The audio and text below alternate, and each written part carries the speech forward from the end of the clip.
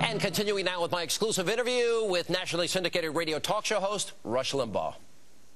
You want your country to succeed, and you believe that his views implemented represent a failure, predictable failure.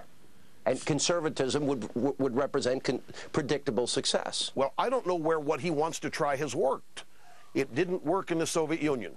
It doesn't work in China. They're having to become like us in China in order to survive. It hasn't worked in Cuba. It hasn't worked. It didn't work when the Pilgrims arrived. They tried socialism. Everybody had a plot of ground. They shared what they produced, and the slackers figured out they didn't have to produce anything to get goodies. And so William Bradford said, well, the heck with this. And he said, okay, you get to keep everything you produce, and you're not sharing it. So everybody had to work, really giving thanks to God for the lesson that socialism failed. It has never worked. The New Deal didn't work. You know, Hoover was president through the Depression for 1 year. FDR prolonged the New Deal for 7 or 8 years, and yet he's given credit for ending the Depression. Didn't happen. World War II into the Depression. New Deal didn't work. This is New Deal. It doesn't work. If it works, it will be the first time that it works, but it never has, and I don't think this is going to be the record breaker. So I'm guessing you didn't get your Obama commemorative dinner plates, Rush. It's gotten so bad. Did you notice they had the commemorative Obama thong? I mean, what do you make of the, you talk about a cult-like personality, or you use the term Messiah, the anointed one. He descended from the heavens at Invesco Field. What do you make of this Obama worship syndrome, Obama mania? Well, it is cult-like, depending on the people you're talking about. But let's examine the drive-bys, the media. But you got to explain drive-by. Maybe 1 or 2 people have not heard you. The drive-by media, it's as simple as drive-by shooter, except the microphones are the guns. And they drive into groups of people. They report a bunch of totally wrong, libelous stuff about people. They create a giant mess. Sometimes people get really harmed. They go out and try to destroy people's careers. Then they get in a convertible, head on down the road, and do it all over again, while people like you and me are left to clean up the mess with the truth. So I call them the drive-by media. Right. While they are praising Obama at that Grant Park acceptance night, or out in Denver, when he accepted the nomination, I listened to John Meekum and somebody else at Newsweek say, this is creepy. It's creepy. It's like he ascends after the speech and watches us watching him.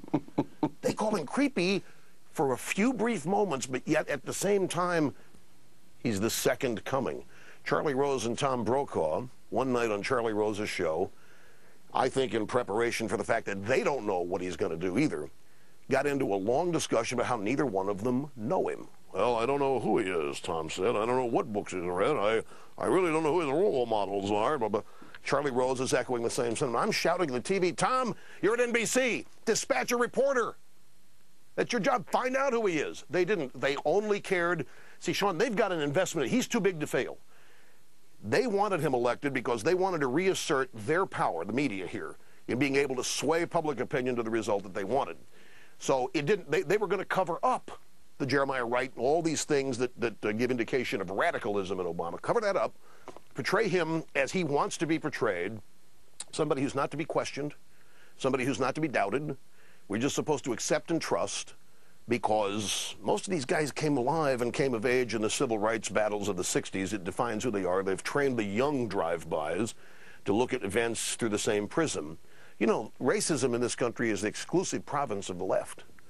We're witnessing racism all this week that led up to the inauguration. We are being told that we have to hope he succeeds, that we have to bend over, grab the ankles, bend over forward, backward, whichever, because his father was black, because this is the first black president. We've got to accept this.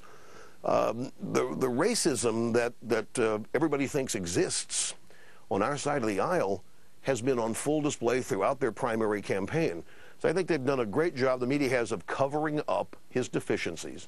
He's too big to fail, and so whatever goes wrong, blame it on Bush, blame it on, MSNBC's New Life will be criticizing you and me, because they can't criticize him. Well, what you're really saying here is you're in the, I want America to succeed. I want the right policies for America. It's not about the Messiah or the anointed one or any one individual. Any wrong-handed policies that's going to take America off a course of success, which is what we've been on. And this is something you've talked about for years: individual responsibility, liberty, freedom. You know, we all have choices in America. It's the antithesis of where we're headed. Yeah, and the freedom is important to understand in the founding of our country, that it's individual, not group. You're exactly right. I'm 58 years old now, and I don't have hero worship. You know, I have my idols, but even they had flaws that I recognized, and I didn't agree with them hands down no matter what. But I'm not into hero worship. That's what's happening here with Obama. I do care about the country. I care about what made it great. I want it to remain great and continue to be great for people that follow after me. Nephews and nieces. I don't have any kids, but you know, we inherited a country with a great opportunity for ourselves. We want that to be passed on.